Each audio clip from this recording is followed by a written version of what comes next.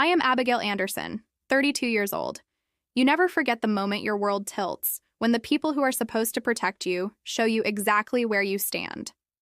But before we get there, let me take you back to the beginning, because the betrayal that shattered me wasn't born in a single night.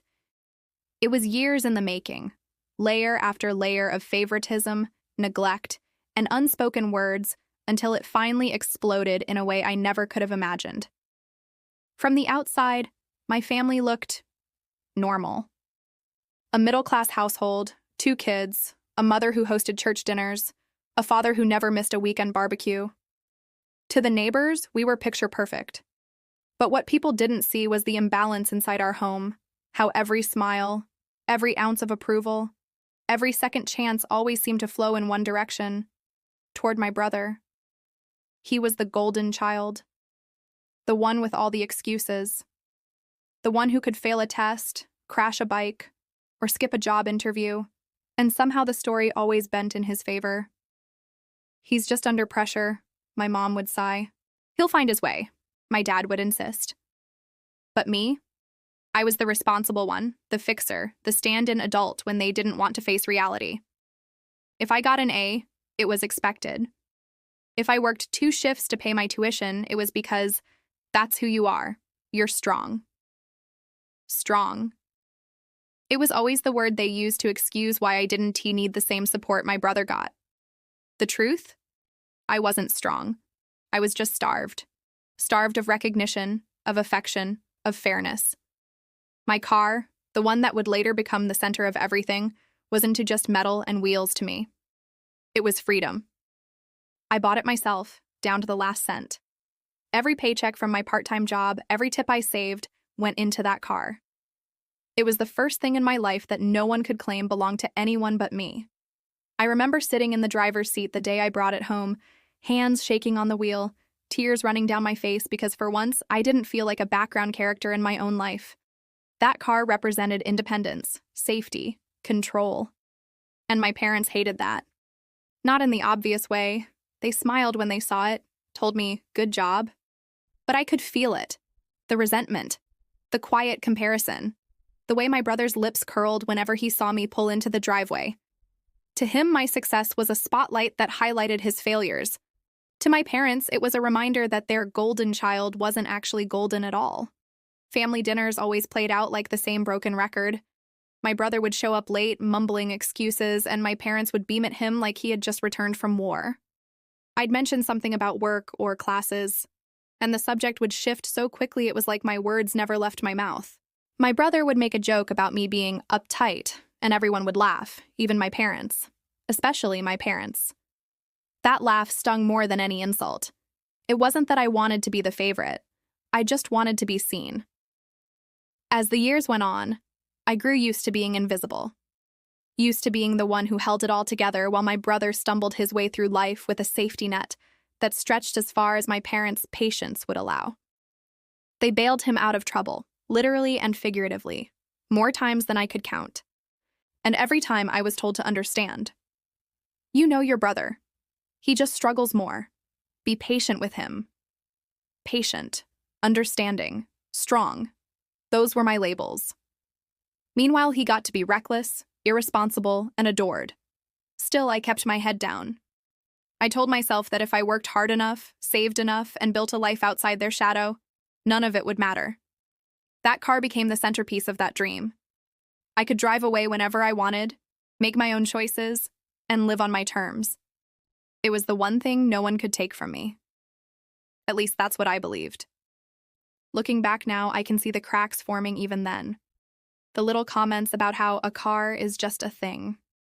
The way my brother casually asked to borrow it as though it were community property. The dismissive tone in my mom's voice when she'd say, "Don't get too attached, it's just a vehicle." At the time, I brushed it off, but those words weren't random. They were warnings. Warnings I didn't recognize until it was too late. And the bitter part? If this had happened to my brother, if his car had been at risk, my parents would have guarded it like a sacred relic. They would have fought for him, shielded him, sacrificed anything to protect what was his. But me? I was the strong one, the one who could endure, the one who didn't need protecting. That's the setup of my family. A golden child who could do no wrong, parents who bent over backward to keep him afloat, and me, the shadow, the afterthought, the one who worked quietly in the background, building a life piece by piece while praying that one day they would look at me and see someone worth protecting. But the truth is, that day never came. Instead, what came was a betrayal so sharp, so shameless, that it cut deeper than every laugh, every dismissal, every act of favoritism I had endured before. Because when they sold my car to pay off my brother's debt, they weren't just taking away transportation. They were taking away the symbol of everything I had worked for, the proof that I mattered. And that's where this story begins, on the day I realized that in their eyes, my independence, my sacrifices, my future were worth less than my brother's mistakes. What they didn't know, what they never saw coming, was that I wasn't going to stay silent anymore.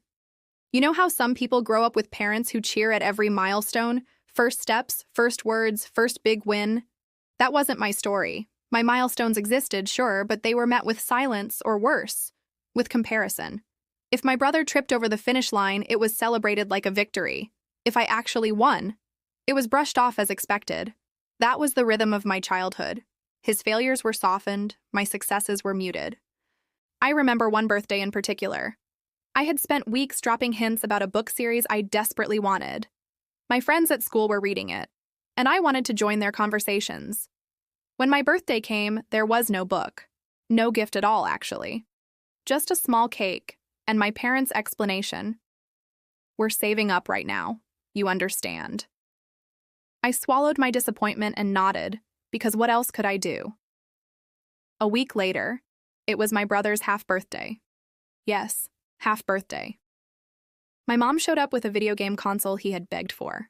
He's been having a tough time, she explained. This will cheer him up. I watched him tear into the box, his face glowing, while I sat there with the kind of silence that feels heavier than screaming. That day taught me something. My needs weren't urgent. My wants weren't important. My sacrifices were expected.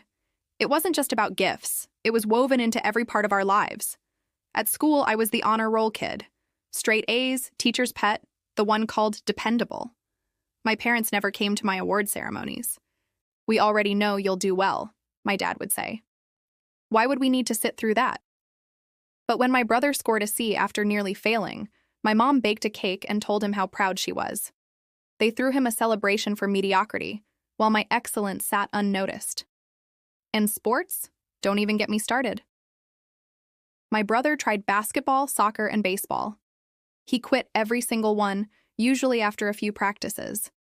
Yet every time, they bought him the best gear, bragged to the neighbors, and told everyone how he was finding his passion. I, on the other hand, joined track. I trained hard, ran until my lungs burned, and eventually made it to regionals. The morning of the meet, I asked my dad if they'd be there. He said he had to help my brother fix his bike instead. My mom added, "Just send us a photo if you win." That day, I ran my heart out. I came in second, standing on the podium with tears in my eyes, not from pride, but from the hollow feeling of scanning the crowd and realizing there wasn't a single face there for me. I had trained for months, but to my family, it was just another thing strong me could handle alone. The favoritism didn't stop as we got older. It evolved.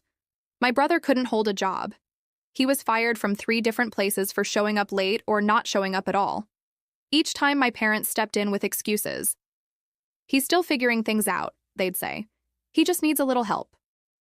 Help meant giving him money. Help meant covering his bills.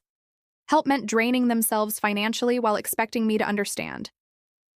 Meanwhile, I worked 2 jobs to cover my tuition and bills.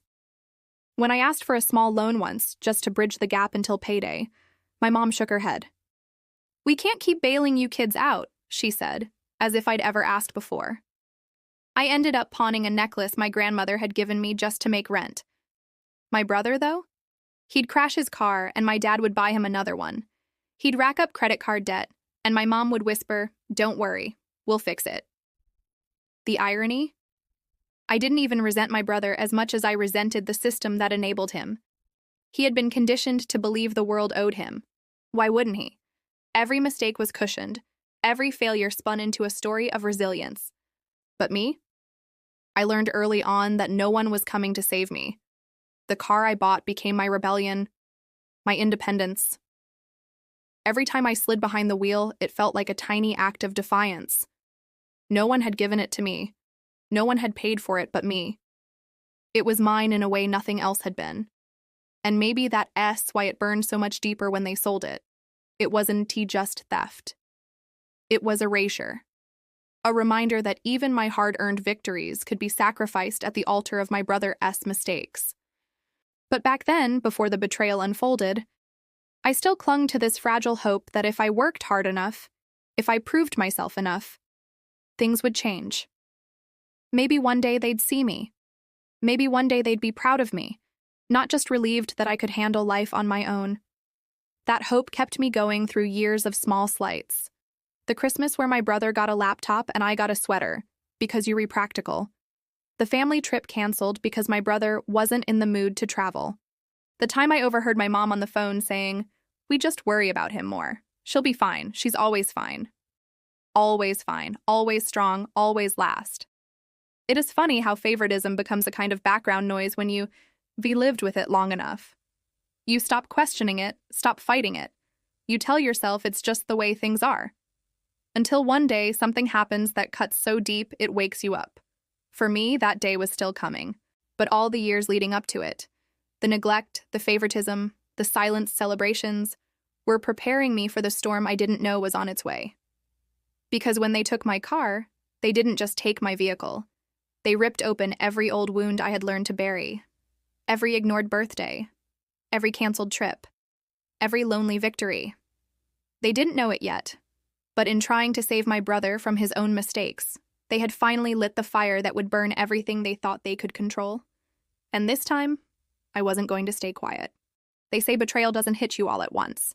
It sneaks in, quiet at first, like a draft under a closed door. But when it finally sweeps through, it chills you to the bone. For me, the betrayal wasn't just the act of selling my car.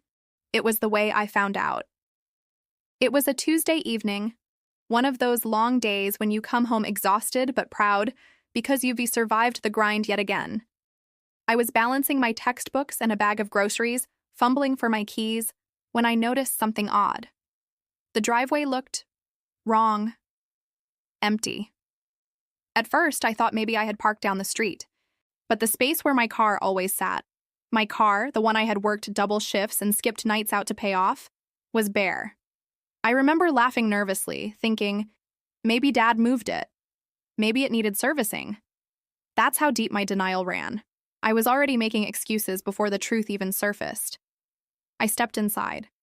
My mom was at the kitchen table, her eyes glued to her phone. My dad sat across from her, sipping coffee like nothing was amiss. "Hey," I said carefully, setting the bags down. "Did one of you move my car?"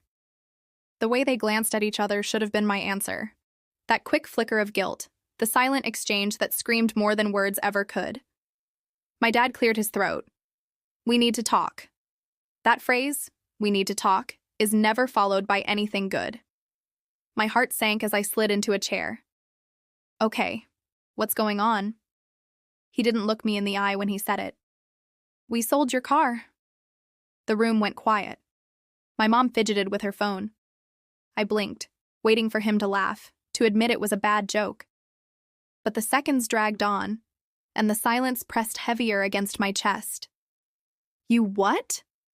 My voice cracked, and I hated how small it sounded. "We had no choice," my mom jumped in, her tone brisk, almost defensive. "Your brother was in a tight spot. He owed some money, and it was urgent. If we didn't step in, things could have gotten dangerous for him." I stared at her, the words tumbling over themselves in my mind. They had sold my car, to cover his debt. Not theirs, not a family emergency, his. I laughed, but it came out broken. "You sold my car for him?" My dad set his mug down. "You don't understand. He was in trouble. We had to protect him. Protect him. Always him. Always the golden boy who made mistake after mistake, and always at someone else's expense." I gripped the edge of the table, my knuckles white. "That car was mine. I paid for it. Every cent. Do you even realize what you've done?" My mom's eyes softened in that patronizing way that used to comfort me as a child but now only fueled my rage. Sweetheart, you're strong. You'll be fine. You can save up for another one. There it was, that old, familiar line.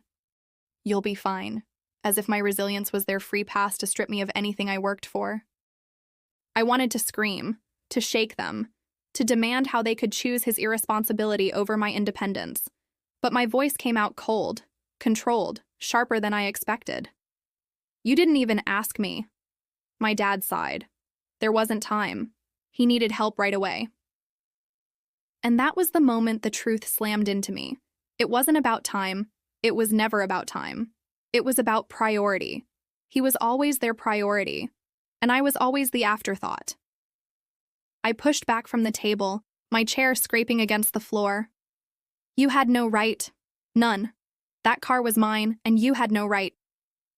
My brother strolled in just then, as if on cue.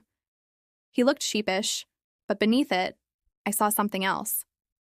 Entitlement. A quiet confidence that no matter how much he messed up, someone would always clean up after him. Thanks for covering me, he muttered, not meeting my eyes. That was it. No apology, no remorse, just gratitude for the safety net that was always there for him, stitched together from the scraps of my sacrifices. I wanted to hate him. I wanted to unload every ounce of fury on him. But the anger that burned through me wasn't just about him. It was about them. About the parents who enabled him, who sacrificed me at every turn to shield him from the consequences of his own actions. I stormed out of the house, my chest heaving. The night air was sharp, but it didn't cool the fire raging inside me. I walked down the street, past the empty driveway, my legs trembling. That car had been more than metal and wheels. It had been freedom, independence, proof that I could build something for myself in a world where no one else believed in me. And they had stolen it, not just for money, but as another declaration of where I stood in this family. I sat on the curb, my hands shaking. My phone buzzed with a text from my mom. Please don't be mad. We did this to protect him. You'll understand one day. But I didn't want to understand. I didn't want to swallow the betrayal like I always had. Because this wasn't just favoritism. This was theft. This was erasure. This was them saying, without words, you don't matter as much. And in that moment, something inside me broke, but not in the way it had so many times before. This wasn't the quiet breaking of a child retreating into silence. This was sharp, clean, final. I realized I had a choice. I could let this betrayal sink me further into the shadow they had always shoved me into. Or I could let it ignite something else, something they wouldn't see coming. As I stared at the dark street ahead, one truth echoed in my mind. They thought they had taken everything from me. But what they had really done was set me free. Because when you've already lost what you love, what you worked for, what defined your independence, there's nothing left to fear, only something left to build. And I knew right then, this was the moment my story changed, not theirs, mine. They thought I would crumble. That's the part that still stings. My parents sold my car, shrugged it off like it was nothing, and then sat back as if I'd quietly endure it the way I always had. Maybe that's what they expected. The quiet daughter, the responsible one, the girl who could absorb blow after blow without shattering. But something shifted in me the night I saw the driveway empty. It wasn't just anger. It was clarity. A sudden, piercing understanding that I could either let this betrayal define me, or I could use it to become something they'd never expect. Unstoppable. For days after, I played the part they were used to, silent, withdrawn. At dinner, I nodded while they went on about my brother's fresh start now that his debt was behind him.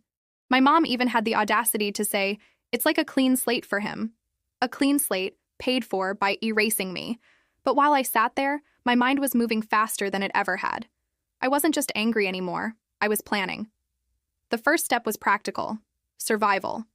Losing my car had taken away my mobility, my freedom.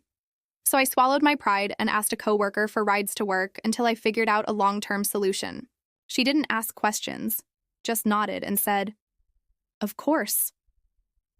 That simple kindness almost broke me. because it reminded me of what family should feel like, and how foreign that was in my own house. I worked double shifts again, just like I had when I first saved for the car.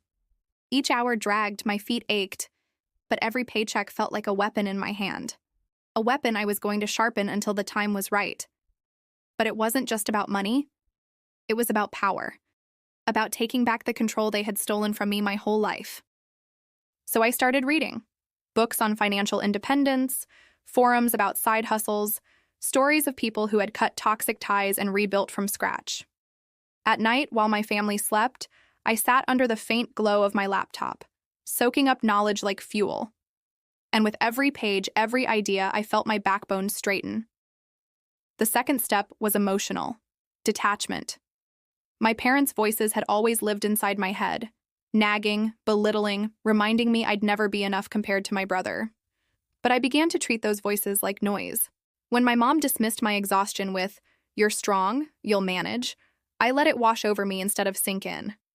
When my dad bragged about how we had helped my brother get back on track, I didn't correct him. I just noted the hypocrisy and tucked it away like evidence. I became quieter around them, but it wasn't submission this time. It was strategy. They thought I was retreating. In reality, I was observing. Every word, every gesture, every blind spot in their arrogance became part of my blueprint. And then there was my brother. He strutted through the house like a man reborn, free of debt, thanks to me. I watched the way he carelessly left his shoes in the hallway, his half-finished drinks on the counter, his smirk when he caught my eye as if to say, "You'll never win." But he didn't realize I wasn't playing his game anymore. I wasn't trying to win their approval or compete for scraps of affection. I was building something bigger, something that wouldn't just tip the scales but smash them entirely. The third step was vision, imagining the life I wanted, not the one they trapped me in. For so long, my goals had been small, survival-sized. Buy a car, pay off bills, get through the day without breaking down. But now, I started dreaming bigger. A place of my own, a future where their voices had no say. I began sketching it out, almost like a secret map. I listed the skills I had, the ones I needed, and the milestones I wanted to hit. Every detail mattered, because this wasn't just about escape. It was about independence so absolute they couldn't touch it. And with every step I took toward that vision, I felt lighter, stronger. The irony is they didn't notice. My parents mistook my silence for obedience, my long hours at work for desperation, my distance for sulking. They had no idea that while they were congratulating themselves for saving my brother, I was quietly pulling away from them, thread by thread, until one day they'd turn around and realize the rope that bound me had snapped. And when that day came, I wasn't just going to walk away. I was going to make sure they understood exactly what they had lost. Because this wasn't just about a car anymore. This was about every ignored birthday, every time I was told to be grateful, every sacrifice they dismissed, every humiliation I swallowed while my brother was celebrated for mediocrity. They thought they had stolen my independence. What they didn't realize was that they had handed me the motivation to finally cut myself free. One night, as I lay in bed, the plan crystallized fully in my mind. It wouldn't be fast. It wouldn't be loud. But it would be undeniable. I would save. I would build. I would carve out a life so far from their reach that their favoritism, their betrayals, their neglect would mean nothing. And when the time was right, I'd show them, not out of spite, but out of justice, out of the need to finally make them see the cost of their choices. And when that moment came, it wouldn't be me standing small in their shadow anymore. It would be them, realizing too late that the daughter they dismissed had outgrown them entirely. That was the plan. That was the strength I gathered, night after night, paycheck after paycheck, silence after silence. And deep down, I knew something they didn't. They had broken me one last time. And in doing so, they had set the stage for my rise. They thought they had me. That's the part that makes this story so satisfying. My parents believed that by selling my car and throwing me into chaos, I would shrink into myself, cling to them for scraps, and accept the role they had written for me. The overlooked daughter, the backup plan, the convenient sacrifice. But what they never saw coming was the moment I would stop playing by their script and write my own ending instead. It didn't happen overnight. My plan took months of discipline, nights without sleep, and mornings when my body screamed at me to give up. I worked, I saved, I hustled. Every dollar I put away was like a brick, stacking up into the walls of the life I was building. My life, not theirs. And then came the day I was ready. The day I signed the papers on my new car. Not just a car, but one I chose. One that wasn't handed to me reluctantly or stolen from me without warning. A car that symbolized freedom, proof that I could build and rebuild no matter how many times they tried to tear me down. But I wasn't done yet. Because this wasn't just about proving to myself that I could rise. It was about showing them what that rise looked like. The opportunity came faster than I expected. My mom decided to host a family dinner. A celebration, she called it. Apparently, my brother had landed a big opportunity thanks to his clean slate, the one I unwillingly paid for. The irony nearly made me laugh. They were throwing him a party, patting themselves on the back for saving him, while I sat there invisible in their eyes, the very reason he could start over. I could have skipped it. I could have stayed home, kept my plan quiet, and let my victory be private. But that night I realized something. Silence was what they counted on. My whole life, silence had been their shield. And if I wanted true justice, I couldn't just walk away quietly. I had to make them see. So I showed up to that dinner. But I didn't just walk in, I arrived in my new car. I pulled into the driveway, the engine humming smooth, the headlights catching their living room window. And for the first time in a long time, I didn't feel like I was approaching their house as a child begging for scraps. I felt like I was stepping onto a stage. When I walked in, the room went quiet. My brother, drink in hand, smirked at me as if to say, "Why are you even here?" My parents glanced up, clearly annoyed at the interruption. I didn't say a word. Not yet. I let them talk, let them toast to his new beginnings, let them bask in their self-congratulations. All while I sat there, calm, almost detached, knowing what was coming. And then, when the room settled, I finally spoke. "Do you know what today means to me?" I asked, my voice cutting through the chatter. They all turned, surprised that I was actually demanding space in their spotlight. My dad frowned. "What are you talking about?" I smiled, calm, steady. "It means today I get to celebrate too, because today I drove here in my new car, the one I bought, with my money, after you sold the last one out from under me." The silence that followed was delicious.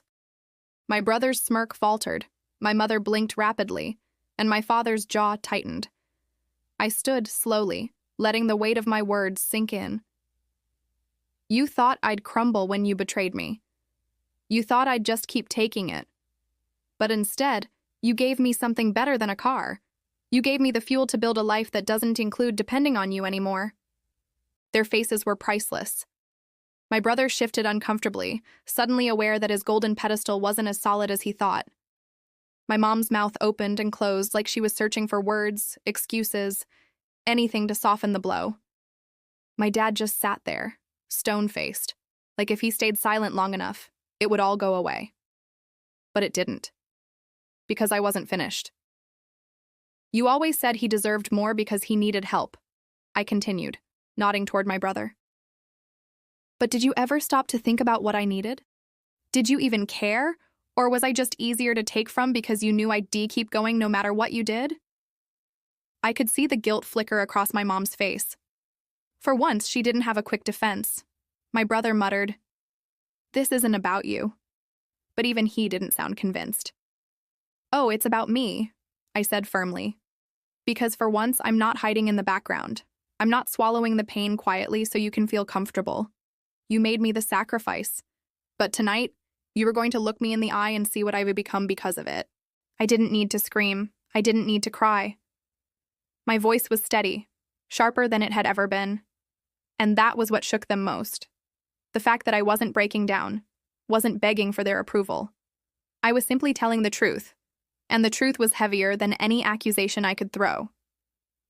The air was thick with tension. No one touched their glasses. No one moved. And then I delivered the final blow. "You sold my car to pay his debt. Fine. But tonight, When I drove here in my own, I realized something. I don't need you. Not anymore. And the best part? You'll never get to take this from me, or anything else I build from here on out.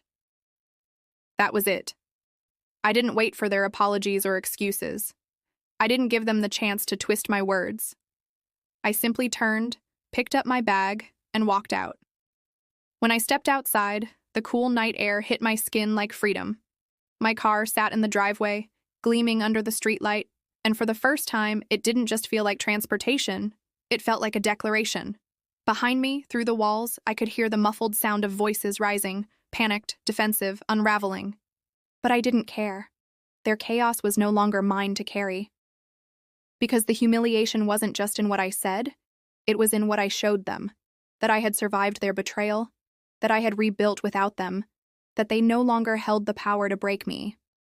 And that truth, more than anything I could have shouted, was the justice I had been waiting for. They say justice doesn't always come in the form of a gavel slamming down in a courtroom. Sometimes justice is quieter. It's the way the silence after a storm feels different than the silence before it. It's the way you can finally breathe again after years of holding your breath. For me, justice came the moment I realized I was free. When I walked away from that dinner, I didn't look back. I didn't need to. For the first time in my life, the weight wasn't on my shoulders anymore. It was on theirs.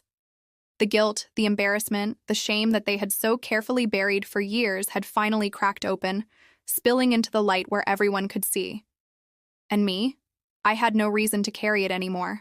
Driving home that night, my hands on the wheel of my car, I felt something I hadn't felt in years. Peace. It wasn't about revenge in the way movies make it look.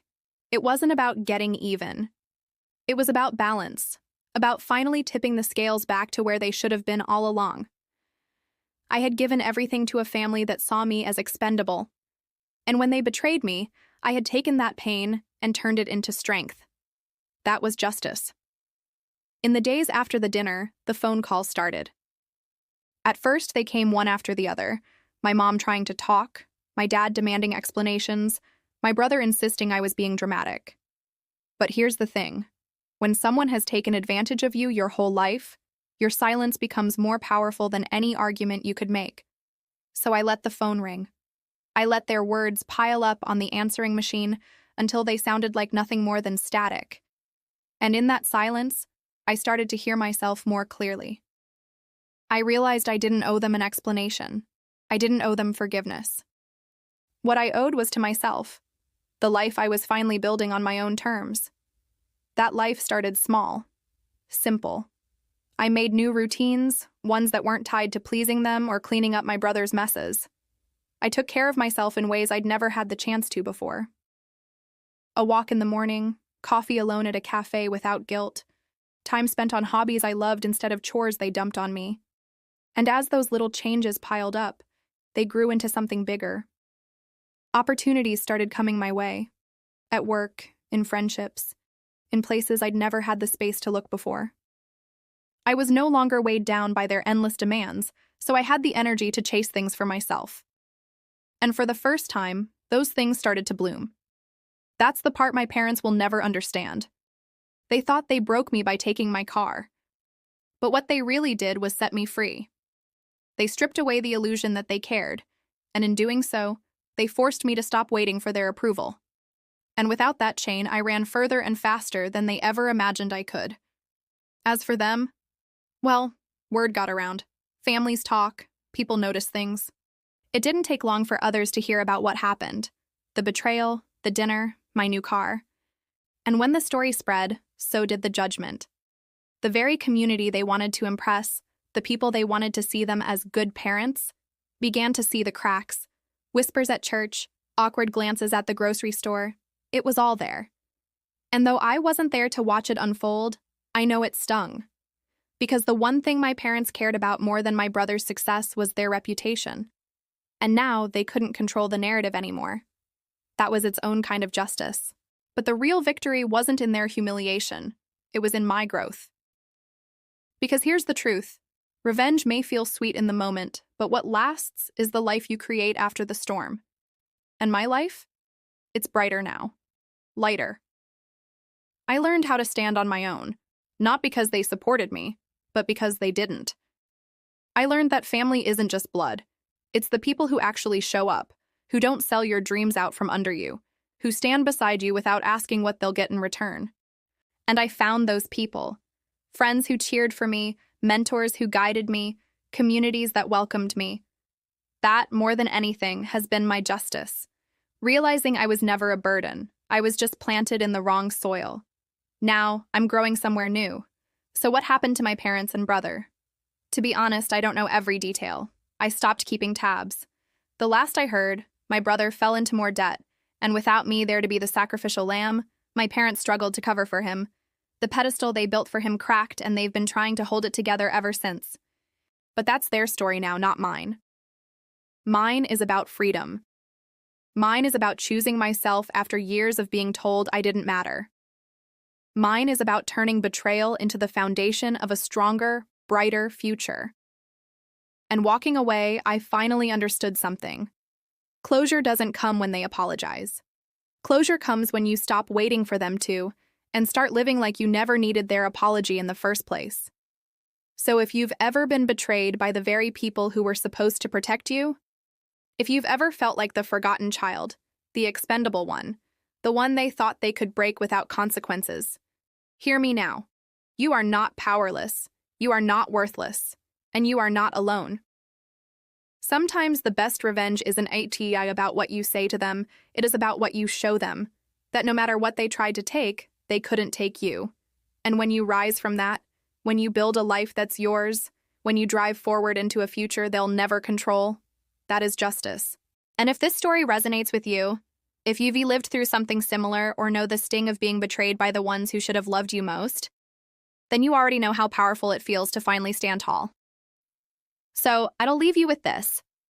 Like this story if you've ever felt invisible but found your strength. Share it with someone who needs to know they aren't alone. And if you want to hear more stories like mine, stories of pain turned into power, betrayal turned into freedom, then subscribe and stay with me. Because sometimes the greatest justice comes not in their downfall, but in your rise.